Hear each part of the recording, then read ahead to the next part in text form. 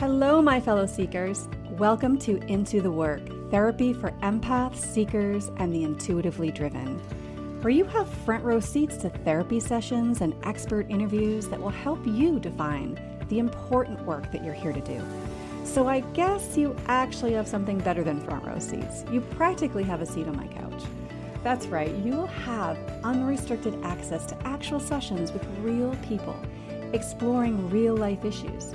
You will continue to be inspired by powerful conversations with experts and healers that might just share exactly what it is that you need to hear to get unstuck. I am Michelle Pauverman. I am a recovering people pleaser and former anxiety-driven empath, turned now mostly grounded psychotherapist and intuitive coach. I have been helping people for almost 20 years manage their limiting beliefs and anxiety to finally stop the self-sabotage and step into their gifts. I created this podcast, Into the Work, to give you a place to learn more about yourself and give you actionable strategies to finally move those roadblocks holding you back so you can go for what you want. Above all else, my hope is that this podcast is a catalyst for your awakening. If you're listening, you've already taken a step towards getting off of autopilot, and our next steps together will be taken episode by episode, waking you up to the possibilities, the new ways of thinking and being, so that you can stretch into that next level of your story. The spark has already been lit, and my friend, this is a journey from spark to brilliance. So together, let's light a fire.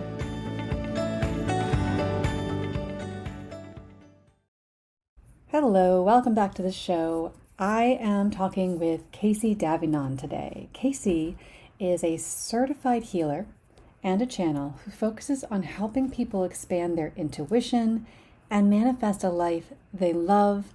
And she does all this through her healing work with them and helping them to heal some of their biggest blocks. Today, we're going to be talking with Kaci about how you can use your intuition and use your vibrational frequencies to become more active in meeting your goals and manifesting what you really want in life. But like any other episode, we're going to dig deep into lots of different things, and Kaci begins by sharing her vulnerable story. So let's go ahead and jump in. I want to welcome Kaci Davignon. Thank you for coming to the show, Kaci. Hey, how's it going? Good. So before we dive into all this, Kaci, I thought maybe we could just spend a few minutes just allowing you to kind of tell people your own journey into becoming a channeler and, how you got to where you're at now. Yeah, so as a kid, I have always had gifts. When I was a child, I called them spirit then, and I call them spirit now. I assumed they were part of God, and that was kind of how it went. But I had always been followed around by these three guides that would always lovingly lead me, teach me about all things nature, how to heal. And as a child, I was so very curious. So everything for me was why? Whether it was about plants, whether it was about animals, whether it was about anything and everything, I was constantly getting guided to by the loving three, as I call them. And as I grew up and got older, I started wanting to be very independent, and I wanted to follow like my way. I wanted to do things my way. I didn't want anyone to tell me what to do. And I started falling out of alignment. As you know, like when we don't follow our intuition, things start getting harder and harder. And finally, at one point in my life, rock bottom hit. Everything, it was like completely paddling, excuse my French, but paddling up the shit creek with no paddles. And I had hit rock bottom, and spirit came in and was like, hey, you've got to start using your voice. You really got to start honing in your mission. And at the time, I didn't know what a medium was. I had been seeing pictures clairvoyantly.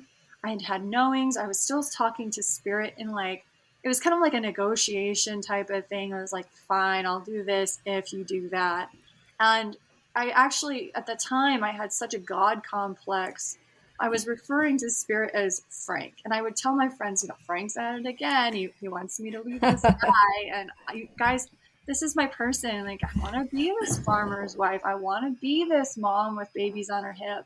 And who are these people? Who is this guy to come in to tell me about you've got to leave. You got to use your voice. Like, what does that even mean? And I was so frustrated. But intuitively, I knew that Frank, quote, quote, spirit, whatever label you want to call it, it was part of God and it was part of an overall mission. So this was new for you. Frank was new for you.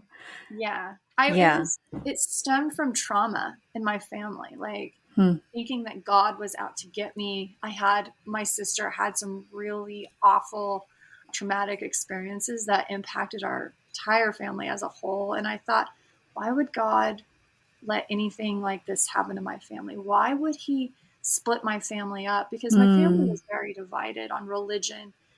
She had used religion as a way to heal. And, the other part of us were like, we were just stunned and just in shock. And then, therefore, we were more reactive, like, would God really let that kind of thing happen to you or whatnot? And that's really when the imagery, the sounds, and the intuitive knowing started showing up in my realm, if that makes sense. And that's when at one point I thought I was schizophrenic. My coworkers and I all thought I was. And about the time when all of the textbook information wasn't translating, it wasn't computing with me, is when I found out. This woman took me in and she was like, Kaci, you're a medium. And about the time then, Teresa Caputo came on with her Long Island Medium show. And I could identify with the empath, but I just wasn't sure I was believing that I could summon the dead. And I thought, that sounds a little sketch. That's not really my thing. And that's when I started having angelic experiences saying, you're going to have to start finding your version of alignment so you can start healing others through your with pain that you've created. You can also help other people so that they don't do it themselves. And I had no idea what that meant at the time. And, like I said, I didn't even know what a medium was. I wasn't even sure how that worked or how that even translated to me. I was a girl out in Northwest Kansas, Bible Belt City. That's not something you do. Yeah, that is not an easy place to become a medium. No, so it was No, still very not, right? scary. Yeah. And so maybe for people listening, it might be kind of cool because I know that, some of my people that I come across, they are like, they're kind of so unsure of their experiences, kind of like how you're describing, right? You didn't know these things that were happening. You were like, what is this?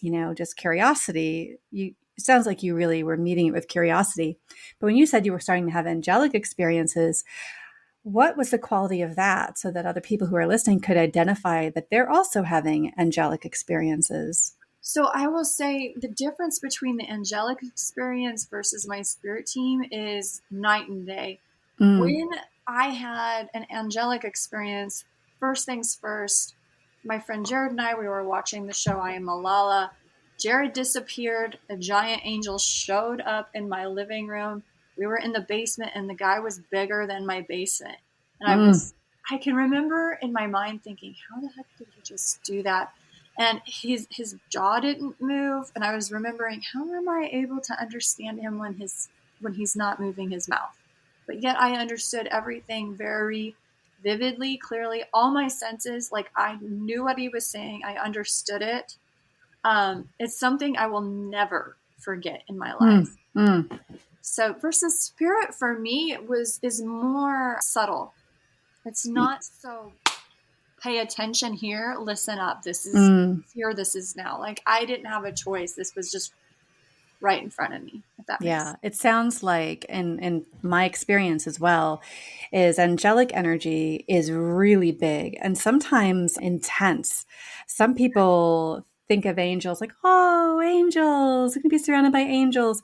And they think it's also loving and soft. Not that it can't be. It's just that what, has been my experience and what I've heard from other people is that angelic experience when it comes in can sometimes feel like, whoa, don't mess with that.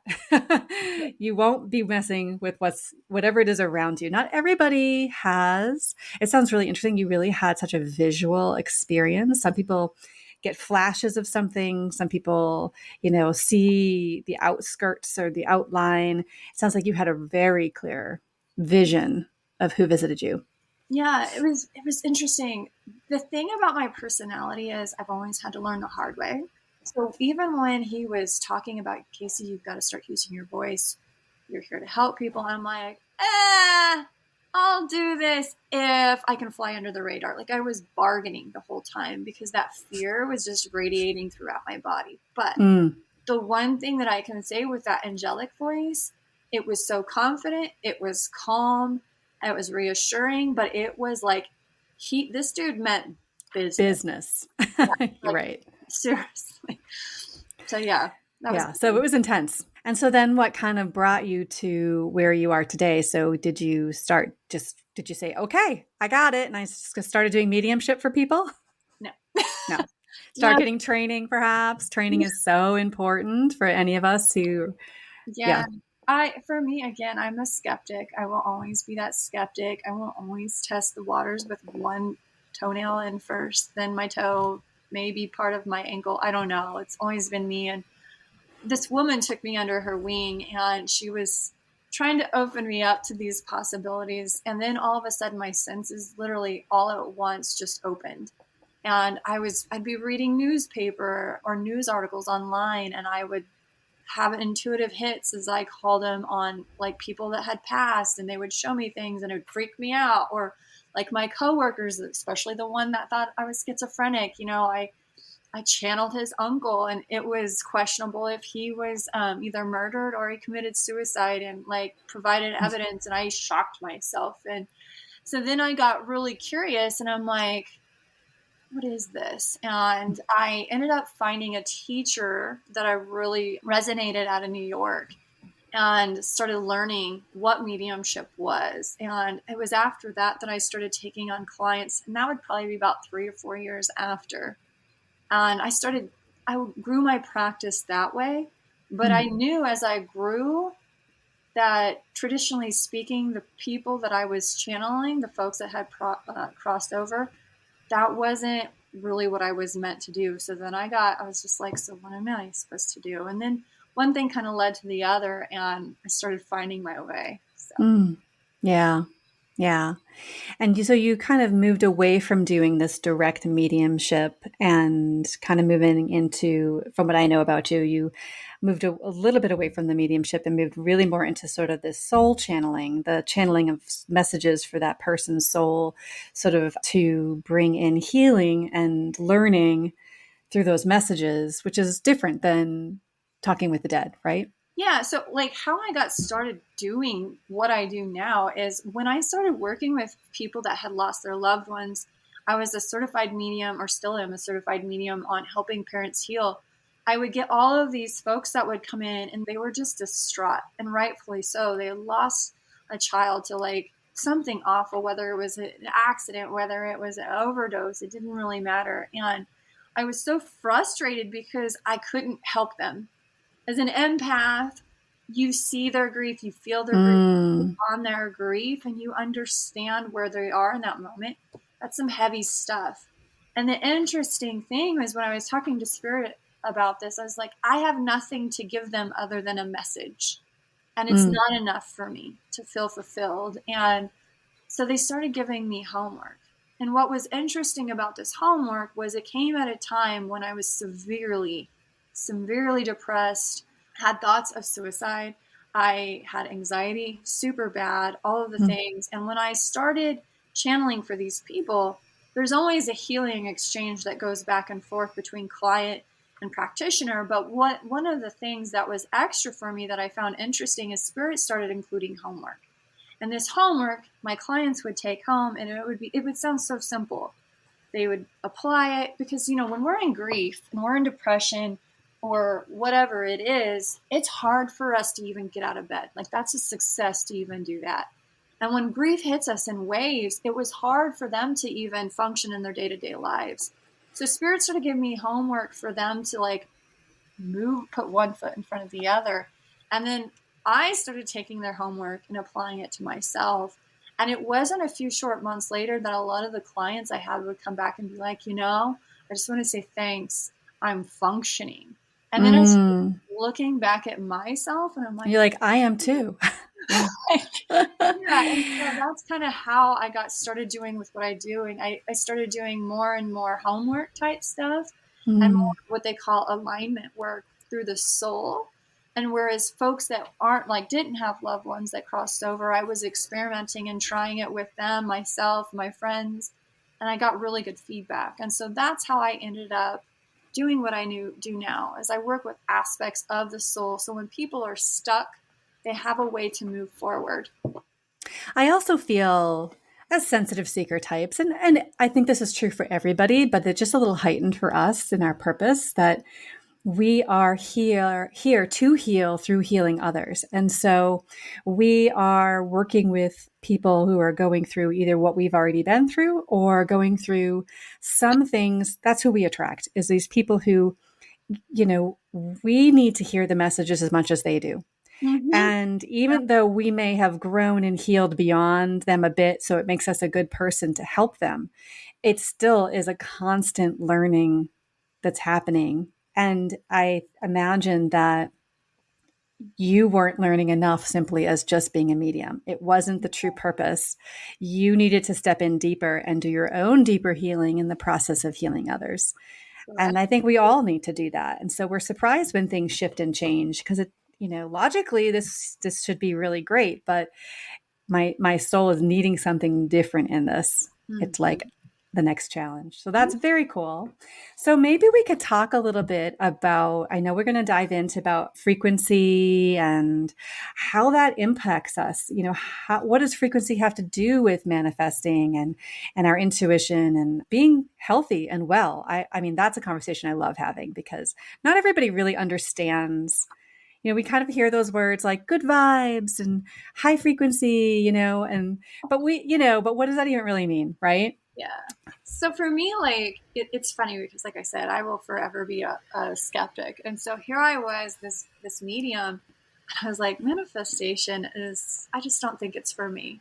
And again, like my family had a lot of trauma. I had a lot of both small T and large T traumas. And when I got introduced to the work I was doing, I learned pretty quickly that our frequency of what our vibrational frequency is impacts our environment. Now, what does that mean? It means basically like whatever maturity level we are. I mean, that's the best word I can use. It's not the correct word, but like I've compared it to that. Whatever maturity we're at, whatever frequency we are at, our environment responds directly. So I've always given the example to my clients on, if you're having a really bad day and you go up to a bank teller and you're like, I want $100, and you're real jerk about it, and like, the teller's going to react appropriately, right? They're going to repel you, like, stop. They're going to block you from things. And what I've learned from that is, like, when we come at it at a healed version of ourselves, things respond. And so I've had to do a ton of different work on myself, on my triggers, my subconscious. Like whenever I was triggered, let's say, or traumatized as a child, whether it was something small or something big, my growth got stunted at that point in life. So whether I was 7, whether I was 14, it doesn't matter. And so subconsciously, my ego was trying to protect myself.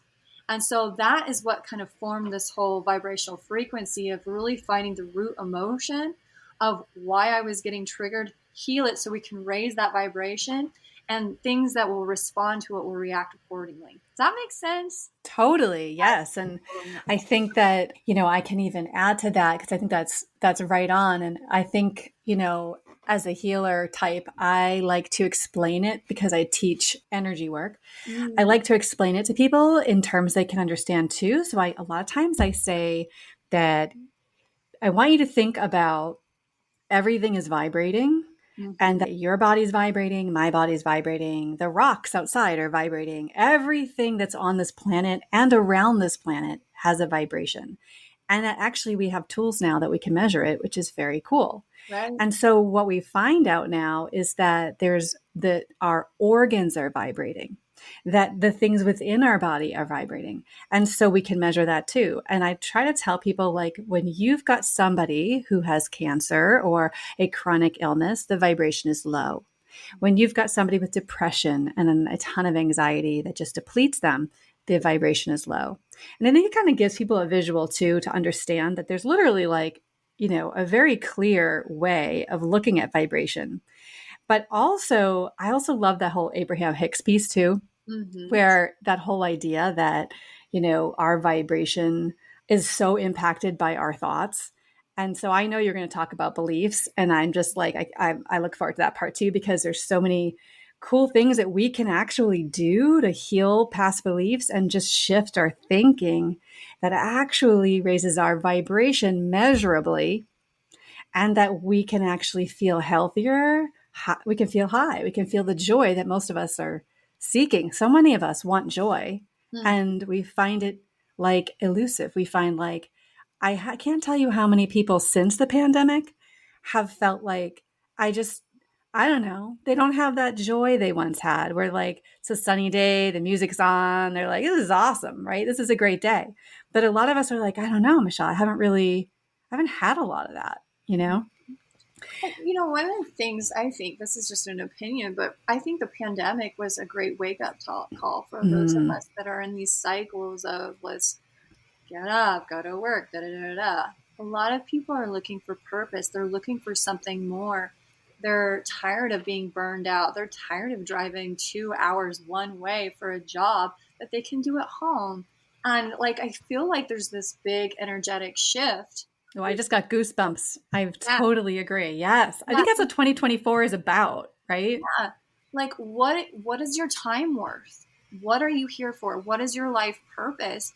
Our life purpose isn't just to be miserable working at a job, being burned out, like trying to fulfill someone else's dreams when our cup is empty. You can't pour Mm, from an empty cup. And I think so much of what the pandemic taught me was it's that confidence, it's that self-worth piece that we got to start healing so we can make an impact on like those around us. And eventually that impact, it's like ripples. You throw a rock in the water, those ripples keep going. You don't even know how far it goes because it just hmm keeps going.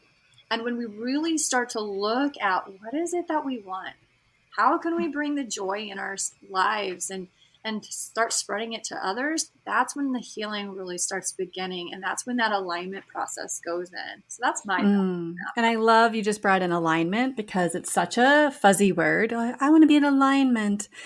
But people, I mean, if you're listening to this, I really want you to consider, and I know, Kaci, this could probably take you into what you want to talk about next.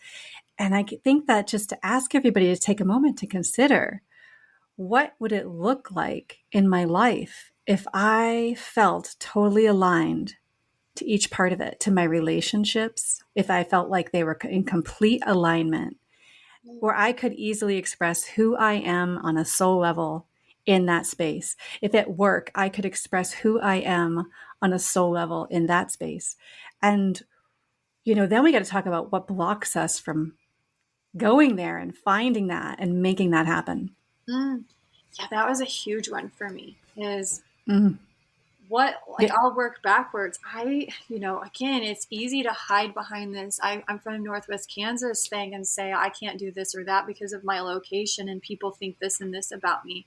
What I was doing was limiting myself, but the root emotion that I really had to heal was that like confidence, the self-worth piece of I am capable of doing these things.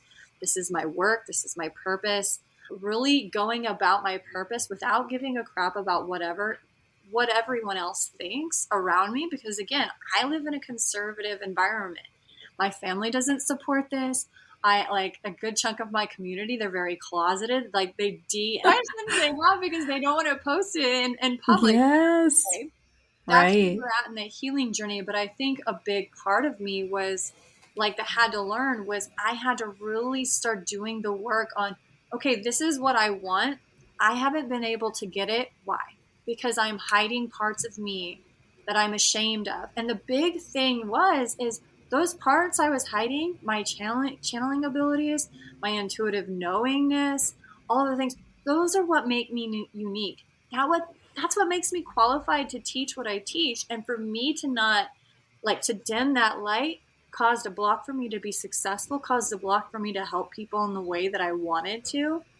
And blocked so many other areas of my life, because then it started to build upon each other.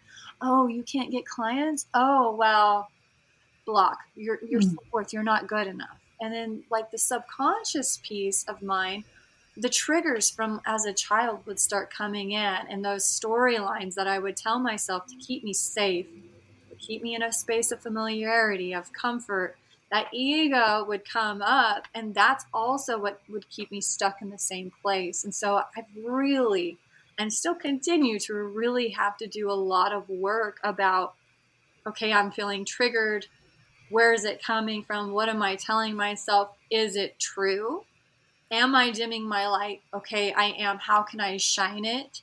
And how can I do it in a way where I feel safe, and really challenge that so I can expand my frequency and raise it at the same time? And expanding your frequency, it releases the heaviness, Mm-hmm. the blanket of stuff you're carrying around. I know you have to heal that shadow work, right? You have to do that shadow work. So you're healing the things, you're loving and accepting the parts of yourself that are scary Mm-hmm. and owning them and loving yourself anyways. And what I hear you saying is, in order to be in alignment, you're putting yourself out there regardless of what everybody else is going to think. Yeah. And it took courage, I'm sure, for you to do that, right? Mm-hmm. But in that, you're opening yourself up as a channeler, right? So, like, as a channeler, your channel, I call it that central line of energy, but whatever that looks like for you, how you look at it, I imagine your intuition even raised higher. And that as you raised your frequency, you started to be more in tune and in flow with life and with the universe and with all the things, the information that you're getting. Does Great. that fit? Yes. So one of the most interesting things about this work is when you start doing shadow work, you start pinpointing, you're becoming aware of where your blocks are. Whether you intuitively know that or not, when you start doing that shadow work, you start paying attention to what's triggering you, your intuition starts to expand. You start to notice signs, your synchronicities, you start having these inner knowings of, I don't know how I know, I just know, or I have this gut feeling, or all of these different ways. Or you might even see like the pictures, like I saw, like on a movie strip, is how I was seeing in my third eye. Or I would see a memory that wasn't mine. I'm like, whose is this? When you start doing that work and start looking within, things start to expand, and you'll start to see a lot of this happening. And I call it the soul awakening. Maybe some people don't, but my soul awakening started when I started wanting to do better. I would Mm. dive into personal development work. I would dive into anything leadership driven. How could I be a better leader? How could I be a better follower or a teammate? How could I just be a better human in general? And then things really start to open up, because like when you get into that realm, especially if you're in the corporate world like I was, you start paying attention. This person over here that I'm leading, that's on my team, triggered the crap out of me. Oh my God, why? What are you telling? Are you not good enough? And that was so often the case for me. And I would start projecting, or I would do, in my total Casey fashion, I would self-sabotage. And like opportunities I noticed were coming, but then I would get scared of like whatever the outcome would be. And that's when that wall would come up and block. And those blocks come from like little things. And I had no idea at the time. Perfectionism, Mm. people pleasing, Sure. self-sabotage, all of these things. And spirit had really worked on me and still continues. This is an ongoing process for me. But anytime I get anxiety, to really start paying attention to my body first, and then the story you're telling yourself. Because when you check in with that body piece, you're checking in with that vibrational frequency. It's humming along at whatever vibrational rate, and all of a sudden it starts tensing up. Something's coming. So we need to really check in with that frequency so we can get in alignment and get it healed, get it in check. And so we can rewire our brains so we can start calling in what we want and allowing it to come in. Yeah. And Oh, so yeah. when you talk about checking in with your body, I just want to make sure everybody that's listening kind of understands what that means, because I think that is 100% has to be, if you work with me at all, I'm always saying this, check in with your body first, check in with your body. But really, what does that mean Do you want to say what that's like for you? Like, what does checking in with your body mean? So me, like you're talking, first off, you got to know that my anxiety level is Mm-hmm. very high still. Like, and I've done this work for a while, and that doesn't mean like I've come a long ways, but for me as a whole, I'll be cruising around and be like, okay, things are coming in, they're going great. And then something comes up where I'm triggered. Okay, great. Opportunity to start really paying attention. So, first for me, a lot of the times, like, especially in the early days when I wasn't really paying attention to that body, I would journal about it. Mm-hmm. Like, okay, this is what happened. I got triggered. Why am I triggered? And I would just keep drilling down, asking why until I started being like, oh, I'm not feeling good enough, or I'm projecting, or blah, blah, blah. But then as time went on, the body piece came into it because throughout the day, I am constantly paying attention to my body because if it's getting tight, something needs healed. And it's just another layer. Anything that I teach is all about layers. It's, we have so many layers within us, whether it's like healing pieces. Like some of us have so much trauma that we've got to take it off little by little. And that was how mine was. When you have so many little T's that pile up, you just start pulling them off one by one. So I actually started with the journaling piece, and then I started checking in emotionally, and then I started doing the body part. When I started doing the body piece, that's really when I started noticing like the manifestation process really picking up in high gear, is Mm-hmm. because I got to that core piece. And when you start paying attention to your body, your intuition also really reacts as well. Because as a channel, and everybody has this capability, our body, the inner senses, whether it's our chakras, whether it's our clairvoyance, claircognizance, clairsentience, whatever, they start to open up. They start to expand and pay attention and become aware. And when we check in with that body, those senses really start sending those signals. Okay, it's not okay. Check here, check there. Go on from there. Does that make Yeah, sense? totally. Yeah. And so, yes. And I think that when I tell people to check in with their body, I think I'm also kind of telling them to get in tune with their nervous system because our Mm-hmm. nervous systems are basically an energy, right? Like a whole vortex of energy. And we're bouncing off each other's nervous systems, right? And so when you're telling someone to check in with their body, you're having them kind of get out of their head for a moment, like get out of the loop of thought and get into their body. A lot of times I'll tell people to sort of put a shape around it just to contain if there's some big anxiety experience. But I also find that when we start to do that on a regular basis, we have more opportunity to receive. Mm-hmm. And we're not good receivers when we're running around frantic and crazy up in our heads. We're just not. We don't have available. I think of the image of like just antennae, right? And I just think when we tap into the body, it shifts our ability. And sometimes that's just by taking deep breaths and slowing everything down in that moment, Mm. right? And then say, what's the next highest level thought that I can have about this? Maybe it's just neutral. Maybe it's just, what's the next thought that I can have that's going to be a little higher than this negative one that I'm having right now? And really just to get that whole nervous system to feel safe. And I do believe I'm so on par with you. Like I think that that shifts our availability to intuition and as a channel as well. Yeah. So with me, I wish I could just be like, oh, what's the highest thought? What's the next thought? My anxiety doesn't work like that. Mine is crippling. I have had Mm, to get physical with my triggered responses, like go outside, go run. I've had to, mm, when I was in a corporate job, I'd have to excuse myself to get out of that frequency of. And when I get triggered, Michelle, I spiral. It is, and it's not so mm, bad anymore, but like, especially when I was in the days of the corporate ladder and people pleasing and selling my soul to this idea of what their vision was, my spirals would end up in complete meltdowns and which ended up in panic attacks. oh, yeah, sure. That makes total sense. I mean, trying to think of changing your thoughts in the midst of a panic attack would be really difficult. So that would be, that would have to be many steps before you even get to that point of panicking. But yeah, that really sounds like it was spiraling out of control. I just think for me though, anxiety has been such a huge plague that I've had to learn to have ulterior, I don't know, other options to really get out of that state. And for me, physical was the best way for me to do that. And that's helped me more than anything. So I would Oh, yeah. literally excuse myself. I don't know if you know who Heidi Powell is. Do you? I don't think so. She does this really cool vacuum twist.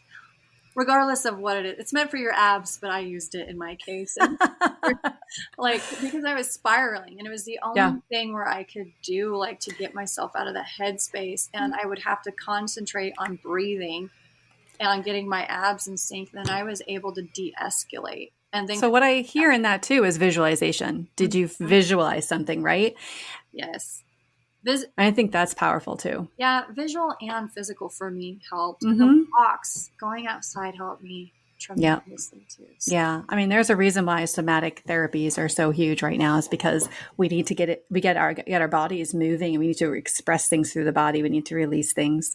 So right on. Yeah. Yeah. And so now that we're kind of like moving into talking about, you mentioned manifesting a few times and intuition, maybe we could also look at how can we use these things to set intentions? I know that's something you wanted to talk about, and how we can kind of work towards our goals in a new way. I imagine just that intention setting that you're going to talk about will be pretty valuable. Yes.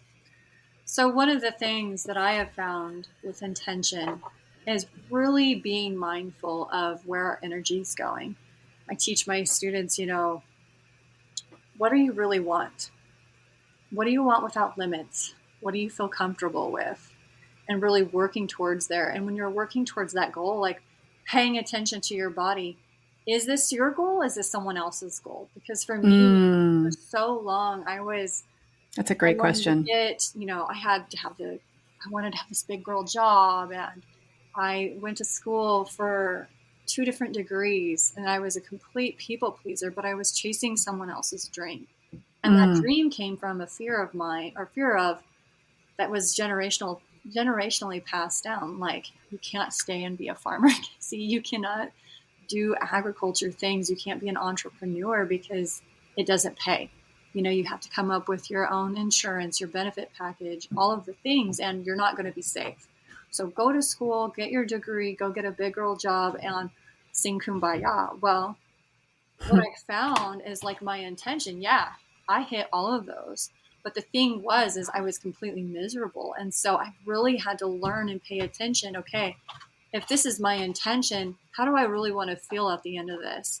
Is this going to serve my greater good? Is it going to serve my goal of helping people? Which for me, in all my work, if it's not helping people, I don't want to do it. So I've had to get very clear and intentional on what my intentions look like.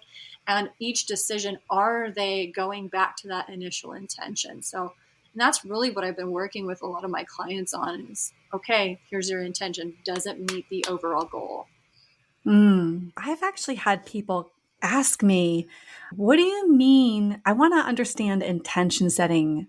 Like, what do I do to set an intention? I've literally had people ask me that. So, like, for me, it's like, what do you want to do to feel better? That's where I started.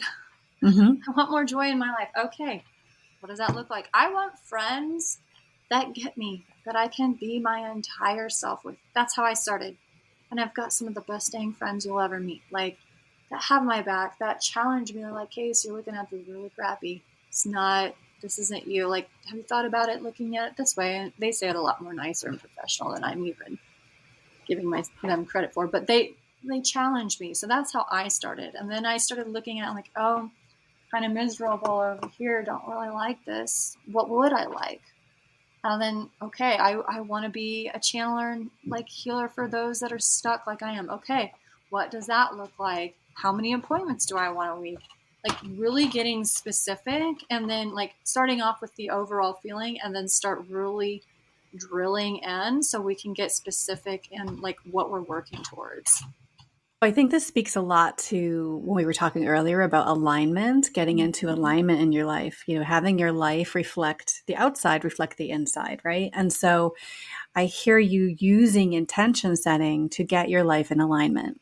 And so when you're doing with that people, do you tell people to I don't know, create certain habits around that? And what would that look like? So for me, I have always manifested fastest through my heart center.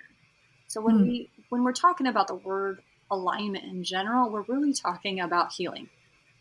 Like, mm, let's call a spade, because if you really think about it, if you are using your triggered state of mind and you're trying to really hone in on healing those thoughts, this isn't just a let's be positive. Like, pardon my French, but that's a bunch of crap. Like, doesn't work for me. I can't do the fake. Yeah, I'm happy. Like, how are you really? Are you really good? No, I'm not good. Okay, why not? Let's get curious about that. Let's drill down. Let's pay attention, because subconsciously we're healing our heart space so we can impact our behaviors. Our thoughts are like the foreground. Okay, like, not feeling real great at my self worth today, but yet here I am in this interview and I've got to project that I'm confident. Well, oftentimes we project, like what we want, and we become overbearing and get the opposite effect. So how can we switch that and start healing our heart space so we can move at a faster pace? So that's what I teach, and we work backwards. So, how would somebody practice that in real life, right? So, like, are there things they should do in the morning or at night, or how do they actually bring that into their lives to put it into progress, right? You talk about reaching goals. How do they bring intention setting into their lives? And I just don't know if you have anything to say about that. I would think you do, if that's what your work you're doing. Yeah. It'd be So for helpful. me, like, I have always started out, where do you want to feel better? Start Mm, there. If you're wanting to work on your intention, where do you want to feel better? How do you want to go about your day and not feel like, oh, this sucks? mm, If you're tired of your job, like waking up and going to a job where you have to peel yourself out of bed, start there. Find a job that you get excited for.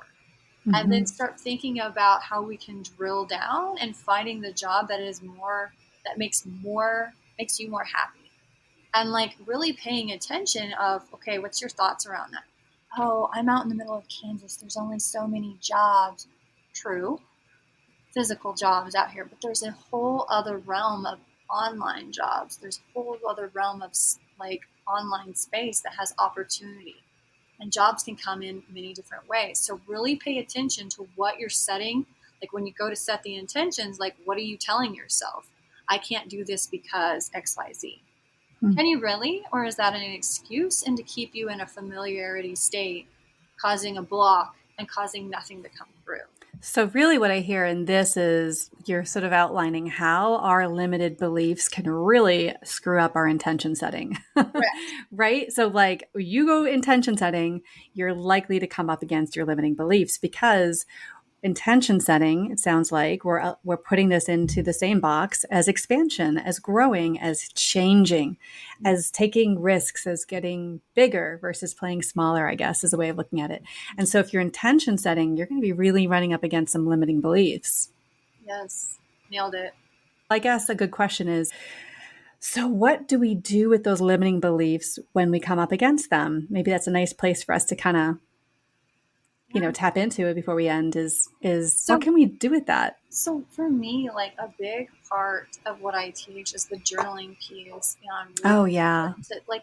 I've always taken Spirit's always shown me this wire ball, like it's all tangled up. We start to unravel it and straighten it out when we start paying attention to our bodies, our thoughts, why we think the way we do, and really Mm, start like drilling down on what our initial emotion is. If we're not self-confident, like I was, especially in my corporate career and even at the start of this work, why is that? Drill down. It was because I thought I wasn't good enough. Or who am mm, I to be doing this work? Who am I to be telling this person this when I don't have X, Y, and Z skills? Like really paying attention and then getting our nervous system regulated to a state where like we're no longer triggered. Because when mm, we're no longer triggered, we level up, we raise our vibrational frequency, and we can allow things to come into our realm. How the universe works is they're constantly sending things at our vibration. When we mm-hmm. start healing, they'll send more things. Mm-hmm. Where we don't receive is when we're blocked, and where those limiting beliefs are coming in. And it's like, well, there's not enough jobs out here, so I can't do this. There's no opportunity. Well, right there, you're blocking yourself. You're limiting yourself on what can come in and what can't come in. And so really like challenging yourself, oh, okay, body's tense, or like I'm having this thought, really get curious on, is it true? And for me, again, mine started out in layers. I had to pay attention to my thoughts, then I had to write them out. I'm a verbal processor, so I'd have to really go to my couple friends in central Kansas and be like, okay, this is where I'm at. Where am I limiting myself? Because for me, I was in an anxiety state, right? Mm. It can't happen this way. And so my excuses were coming on, and how am I supposed to leave this job if I have nothing to replace it with? And really, like, again, opening up that space, opening up that heart space so opportunity can come in. Yeah. And what I love, so a few things I'm just going to highlight that I heard that you just said that are really great. One is when you're journaling, ask why. Why? You mentioned that a couple of times, that you continue to ask yourself why to kind of keep getting deeper and deeper into what's really happening underneath there, why you're sabotaging things. I also heard you say connect with other people, because you need someone else's voice. Sometimes we just can't do it alone. If you're stuck in it and you're not shifting it by yourself, we do need other people. And some of us we are so blessed with all these other seekers around us, who have done the work, and they're in it with us anyways, and they can give great advice. And then there are some of us that are surrounded by people that are totally not seekers and totally are going to send us in the wrong direction. Like, yeah, you probably shouldn't try for that job, And so then we have to kind of get out the books and the podcasts, and, it takes a village, and that's what I'm kind of hearing too. It's just how you're reaching out. One of the things that I can honestly say that has changed my life, and I forget who told me this, I wish I could quote them, but like, when there's a block in your life, when things aren't going well and you're unhappy, that is a huge flag of you need to do some healing work. When things are happening where you're not feeling the joy, I don't care if it's burnout, I don't care if it's suck. Yeah, some kind of suck. I'm not motivated, I'm not inspired, I just can't get myself out of bed. It is your biggest cue to tell you you're out of alignment. Mm-hmm. And really start paying attention to where you're out of alignment, because there's a huge block there. And so many people, I hear this all the time, and I love me a healer. I love going to healers. Sound healers in particular are my favorite. But going to a healer to heal all of these things, to clear out our energetic systems, does nothing if you don't do the work behind it. So if you go to a healer and you go and get your energy cleared, kumbaya, great. It's going to be great until you're triggered and you don't have the tools in place to keep that energy from being stuck. And that right there is the key to keeping that vibrational frequency at a high level so we can start leveling up. Yeah. Yeah. And sometimes it takes the support of others to kind of help us, or just even, like I said, reading, learning, listening. Right. It's important, right? Like, we need other perspective when we're stuck. We need to hear it. Yeah. Thank you so much, Kaci. This was so wonderful. I want to make sure we ask you how people can work with you and how they can do more. So I offer one-on-one sessions. You can check out my website at Brighten Your Day Co. I'm on Instagram at Brighten Your Day Co. as well. And then I also have, if you're interested in the group program, it's called Rewrite Tomorrow. You can get on the wait list. And I also do mentorships for intuition. And I also, the last thing is, I have an Expanding Your Intuition class starting June 13th. So, oh, fun. Oh, I love those. Find all of that on brightenyourdayco.com. Awesome. And I will make sure I put that in the show notes for anybody that's interested. And thank you so much, Kaci. This was so much fun. I love having these conversations with you. Yeah. I'll talk to you soon. Thanks.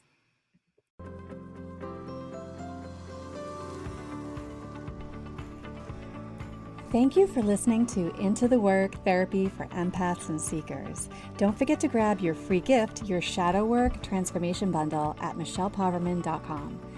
I've included everything you need to get started to break through the patterns of self-sabotage and finally start to heal the parts of yourself that are getting in the way of truly reaching your potential. From a powerful meditation designed to help you meet and embrace your shadow self, to the guide that's full of curated prompts and important questions to support you on this journey. This really can be the work for you to unmask the root cause of all the issues you've been experiencing, honestly, and start to feel free to believe in yourself and go for what you want. The link for this free bundle is in the show notes. And if you like this episode, I would be so grateful if you could take a moment and rate, click and follow, and leave a review. Of course, you can always follow me on socials at Michelle Poverman. And keep in mind, as you embark on your journey from spark to brilliance, remember, the universe is always conspiring in favor of your awakening. Everything that's happening is in support of you lighting your own fire within. So until we meet again, may your path be well lit and your heart be guided. Shine bright, seekers. Until next time.